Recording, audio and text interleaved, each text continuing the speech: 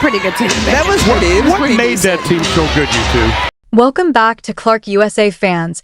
Professional sports isn't built on emotion, loyalty, or the idea of a sisterhood. It never has been. At its core, it is a machine cold, calculated, and relentlessly efficient. A billion-dollar engine that runs on a single, undeniable currency, revenue. Everything else, narratives, relationships, legacy, is secondary. In this system, there are only two types of people: those who generate value and those who exist within the system that consumes it. For years, that distinction remained blurred in the WNBA, hidden behind tradition, hierarchy, and a carefully maintained image of collective importance. For more than 2 decades, the league functioned on borrowed momentum. It survived, it grew slowly, it maintained relevance in certain circles, but it never truly became a dominant commercial force. The structure inside the league, however, told a very different story. Within that ecosystem, veteran presence was power. Seniority wasn't just experience, it was currency. It determined influence in locker rooms, shaped media narratives, and controlled access to opportunities. A hierarchy formed over time, and those who climbed it believed they had earned not just their position, but ownership of the space itself. But that belief was built on an illusion. Because while players sat in visible positions of control, conducting interviews, leading teams, shaping conversations, the actual engine powering the league was never in their hands. The financial backing, the investment, the broader market forces, all of it came from outside. The system allowed certain individuals to feel like drivers, when in reality, they were passengers enjoying the ride. They could feel the speed, adjust the music, even speak as if they were in control, but the direction, the fuel, the destination, that was always determined elsewhere. And then everything changed. A new presence entered the league, not with declarations, not with demands, not with any intention of disrupting the existing order, but simply by playing the game at an extraordinary level. There was no announcement of revolution, no challenge to authority. Just performance. Pure, undeniable, impossible to ignore performance. And that's what made it so disruptive. Because it didn't confront the system, it exposed it. As she stepped onto the court, something unexpected began to happen. The audience changed. Not gradually, not subtly, but instantly. People who had never followed the WNBA before suddenly tuned in. Casual fans became engaged viewers. Conversations that once existed only within niche sports communities expanded into mainstream discussion. The numbers began to tell a story that no internal narrative could control. And those numbers didn't lie. The market responded with a clarity that cut through years of assumption. It didn't ask permission from the established hierarchy. It didn't consult veteran leadership.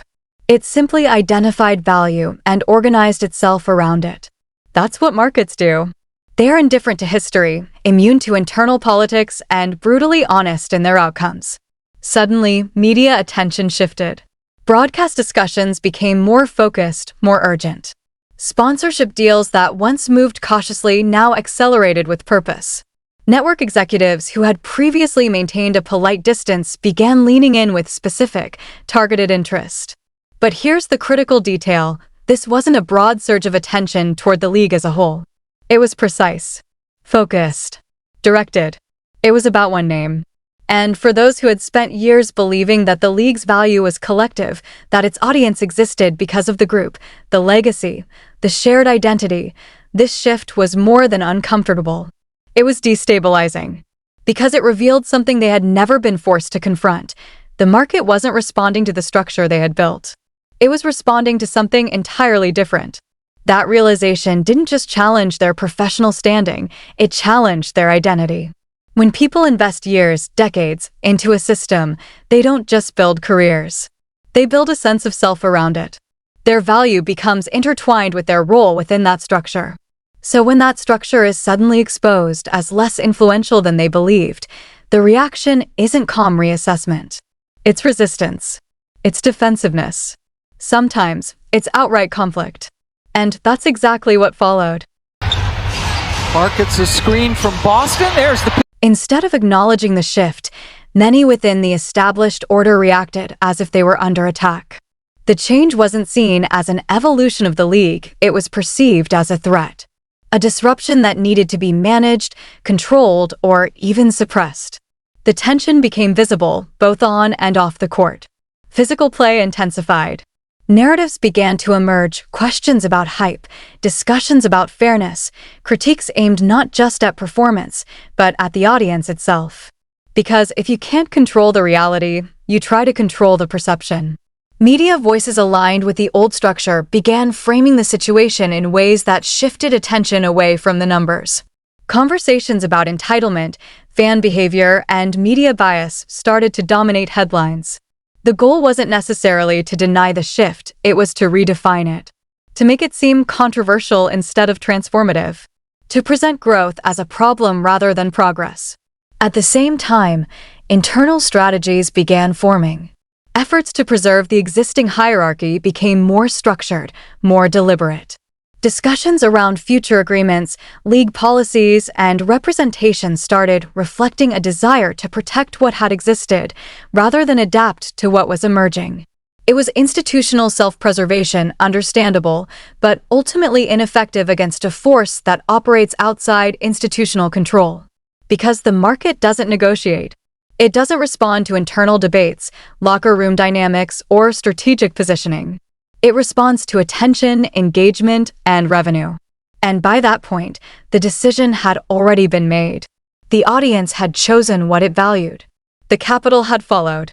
The direction of the league was shifting, whether the existing structure accepted it or not. What made this moment particularly significant wasn't just the rise of a single player. It was the exposure of a long-standing assumption that the league's value was rooted in its established hierarchy. For years, that belief went untested. There was no need to challenge it because there was no alternative force strong enough to question it. Until now. And when that challenge finally arrived, it didn't come in the form of debate or negotiation. It came in the form of data. Viewership numbers. Ticket sales. Sponsorship interest. Engagement metrics. Concrete, measurable indicators that left little room for interpretation. Faced with this reality, the veteran establishment made a decision, one that will likely be analyzed for years to come. Not as a simple disagreement within a sports league, but as a broader case study in market dynamics. Specifically, what happens when a group that has never had to prove its independent value is suddenly required to do so in a public, measurable way? To answer that question, a new initiative was introduced. An independent platform, separate from the traditional structure, designed to showcase talent and demonstrate value without the influence of the emerging superstar. It was, in many ways, an experiment. A controlled environment intended to validate a long-held belief that the league's appeal existed beyond any single individual. The confidence going into that experiment was high. After all, it was backed by years of experience, established reputations, and a deep belief in the collective brand that had been built over time. There was no reason, from their perspective, to expect anything less than success. But the market had already shown its hand. And when the results came in, they were definitive. The response was immediate, clear, and impossible to reinterpret. The engagement levels, the attention metrics, the overall impact, none of it aligned with the expectations that had been set. The contrast between this controlled environment and the earlier surge of interest was stark. Not subtle, not debatable, just real. In that moment, the question that had been quietly circulating for months finally had its answer. And it wasn't the answer many had anticipated. What followed wasn't just a shift in perception, it was a turning point.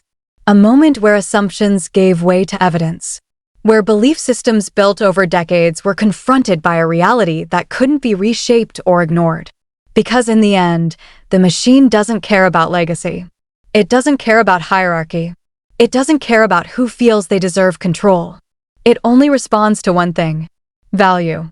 And once it finds it, everything else becomes secondary. Here comes Sabali.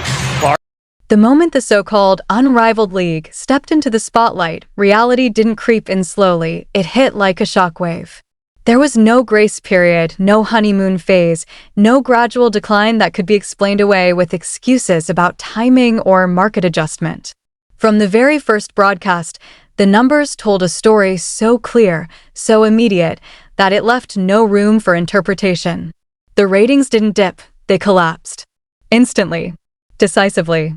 And for the television executives who had spent months, even years, carefully tracking the rise of women's basketball viewership, especially during Caitlin Clark's explosive rookie season, this wasn't just disappointing data.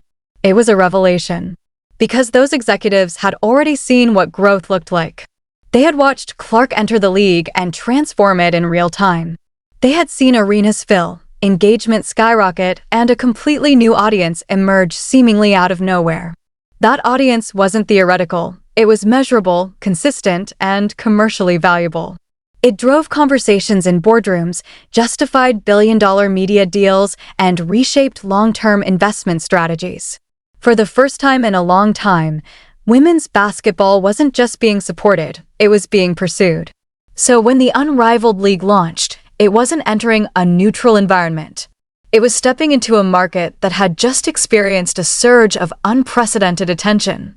The expectation, at least from those who built and believed in the veteran-driven model, was that this attention would carry over, that the audience would remain engaged, that the foundation they had spent decades building would finally prove its independent strength.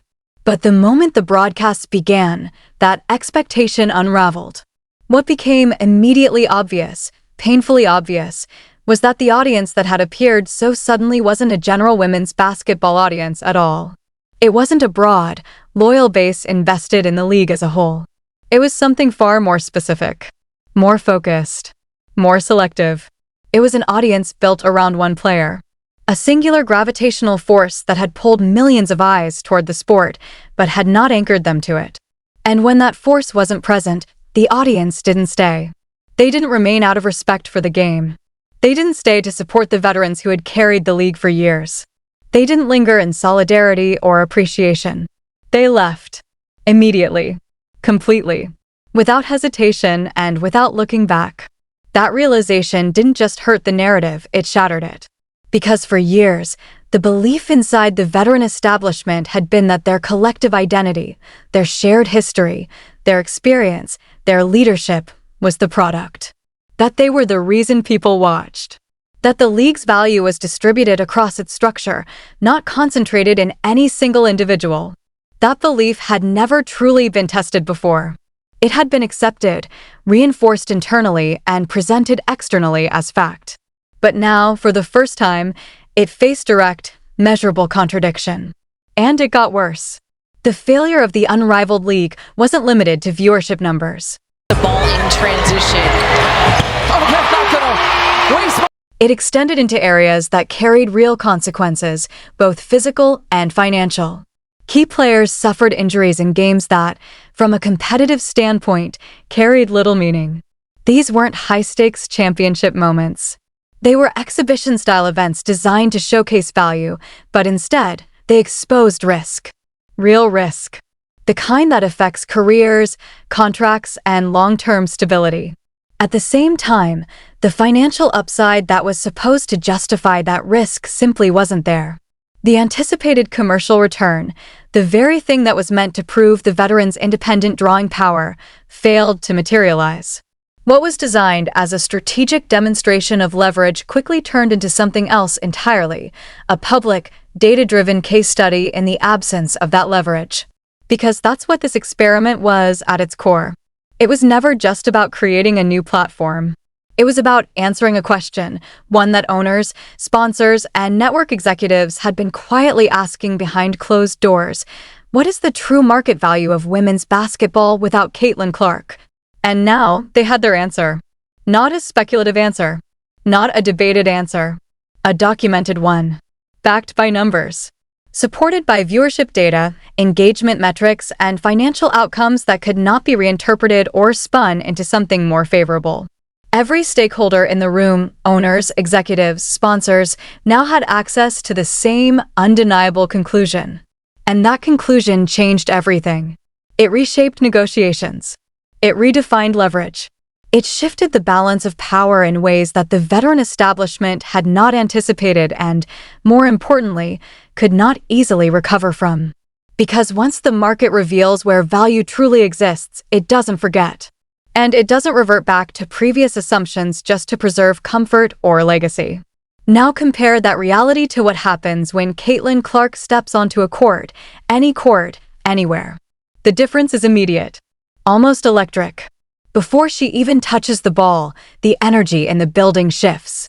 There's a noticeable change in attention, in anticipation, in the way the environment responds to her presence. Cameras don't need direction, they naturally find her. Conversations pause. Focus narrows. Teammate, and laid it in, she's got 20.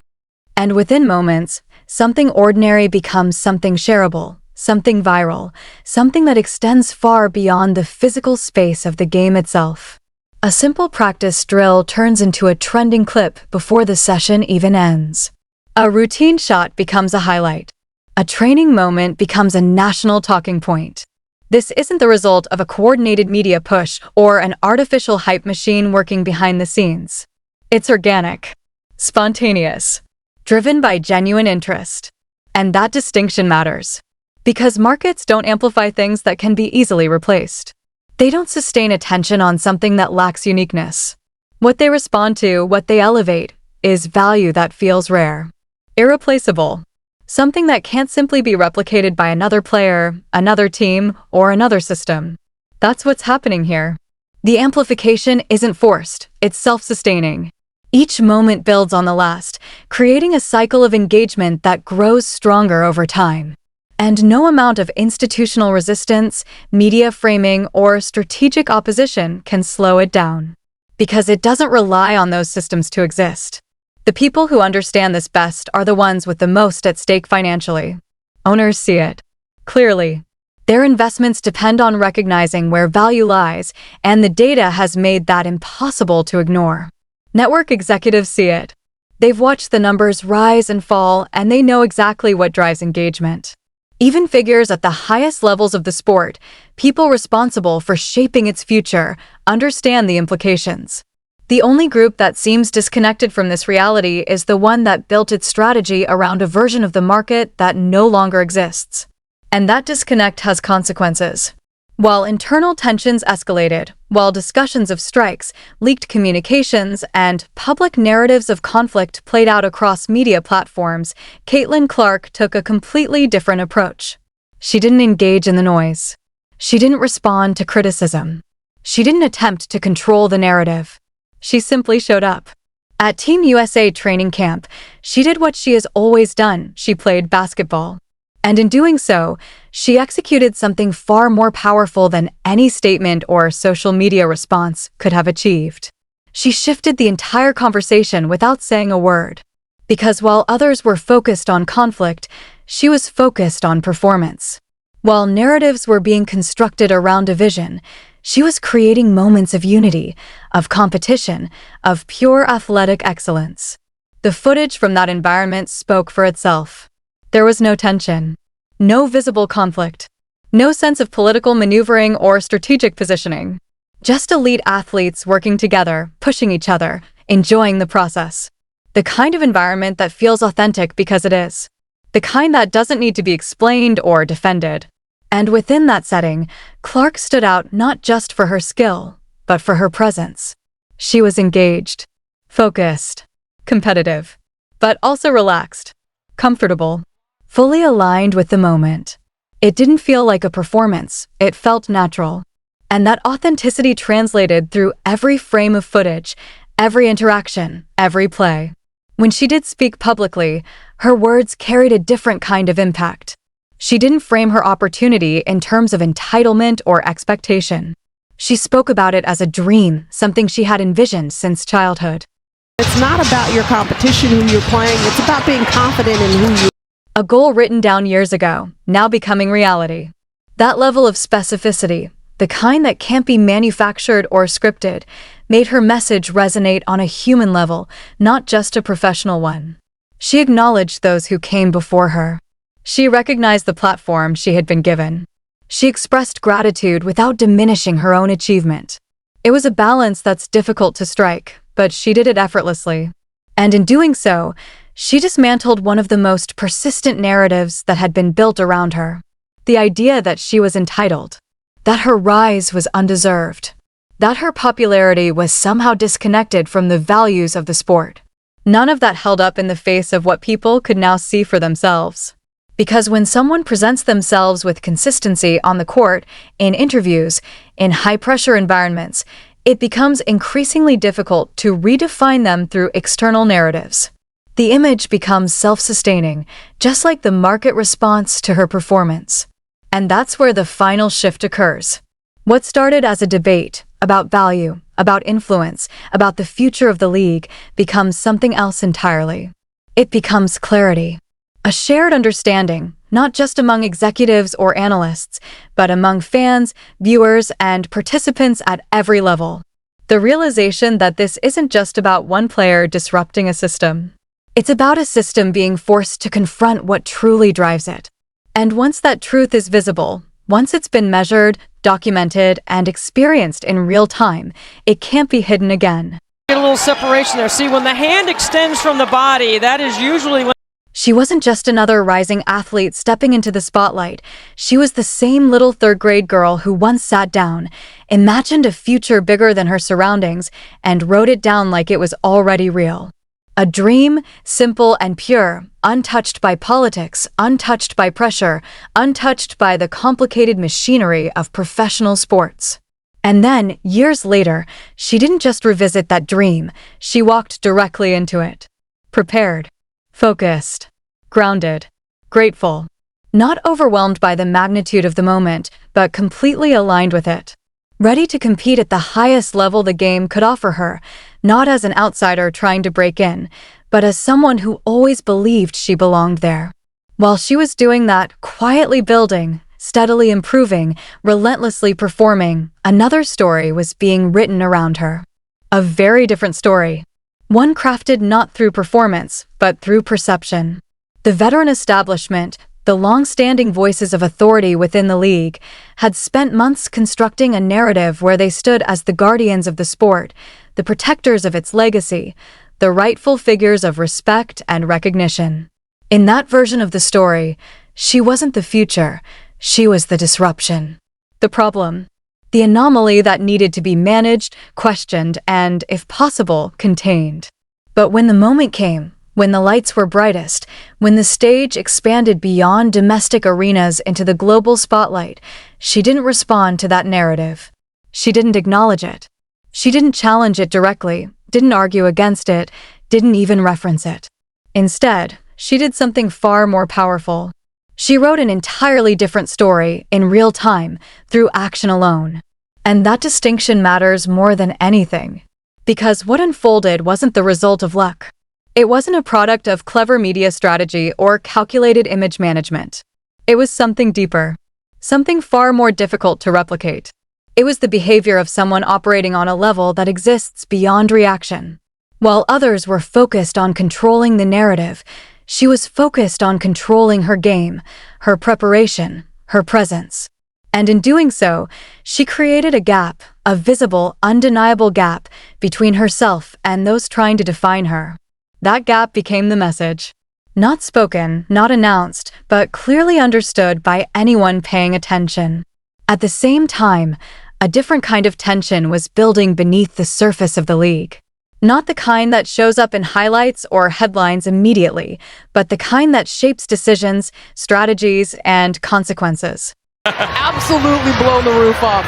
But playing at UConn, she is... The looming March deadline wasn't just a date on the calendar, it was a pressure point. A moment where rhetoric would collide with reality. And despite all the public messaging, all the carefully constructed talking points, there was one truth that no one within the union leadership seemed willing to address with full honesty. If a work stoppage actually happened, the people who would suffer the most wouldn't be the billionaires. It wouldn't be the ownership groups sitting comfortably, backed by financial models and long-term investments that could absorb disruption.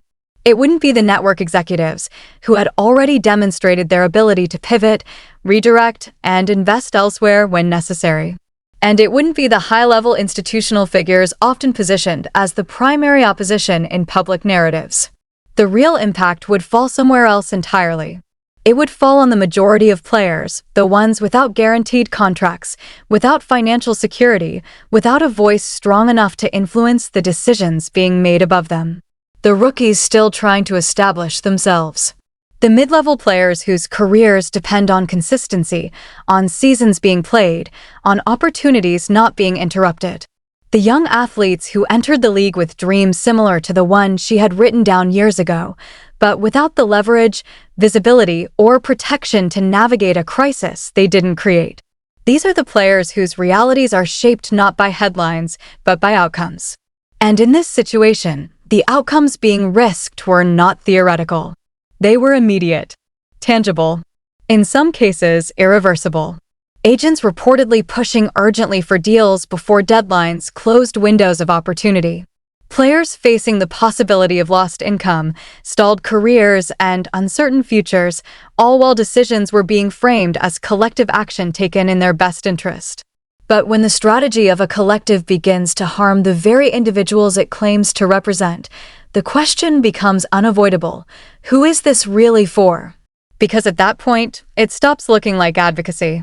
It starts looking like something else.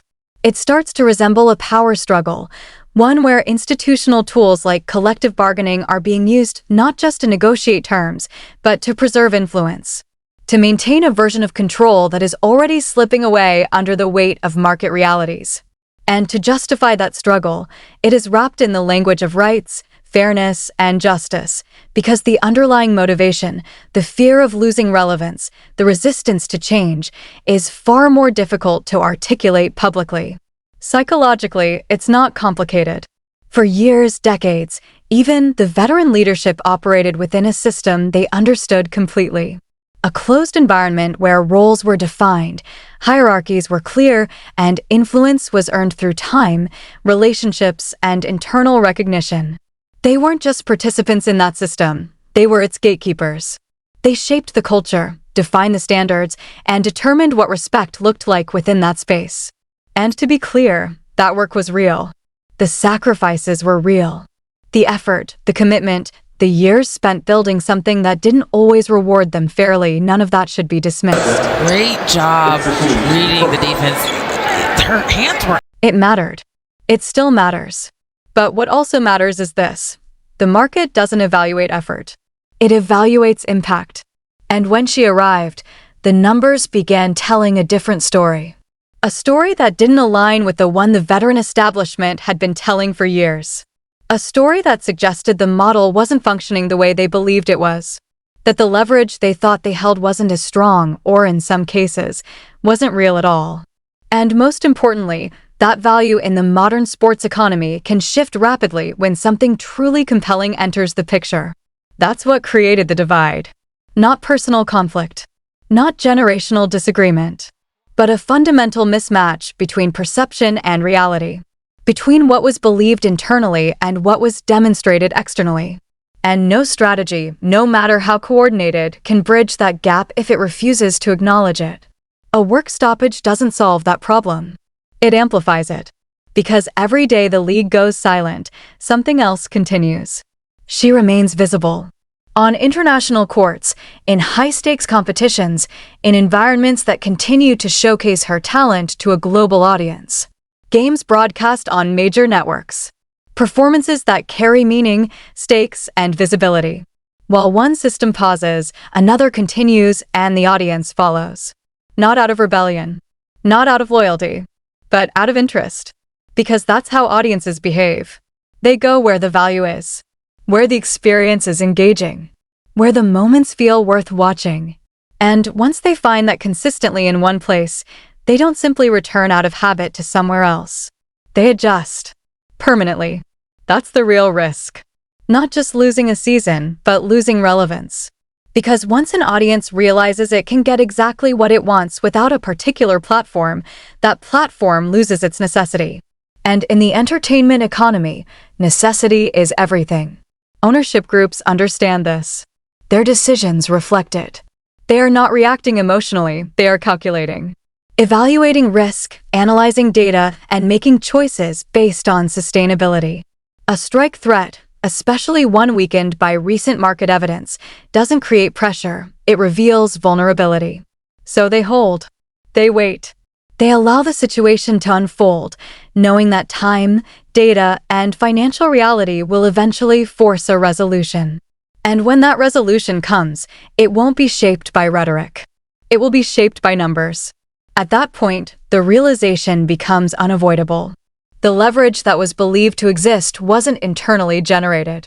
It was external, borrowed, tied in large part to the very player who had been positioned as a challenge rather than an asset. And that creates a contradiction that no strategy can sustain. Because you cannot build negotiating power on something you are actively trying to diminish. That's not strategy. That's exposure. And as everything continues to unfold, the deadlines, the decisions, the performances on global stages, the larger question becomes clearer, not more complicated. What happens next isn't just about contracts or negotiations. It's about direction, about identity, about whether the league adapts to what the market is showing it or continues to resist until the consequences become unavoidable. Because one thing is certain, the answers are coming. And when they arrive, they won't just influence the next season. They will shape the future of women's basketball in ways that can't be undone.